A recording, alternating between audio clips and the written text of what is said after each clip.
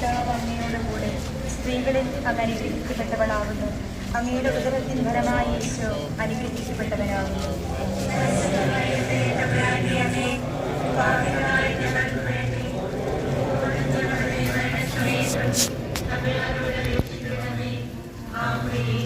പിതാവിനും പുത്രനും പരിശുദ്ധാത്മാവിനും സ്തുതി.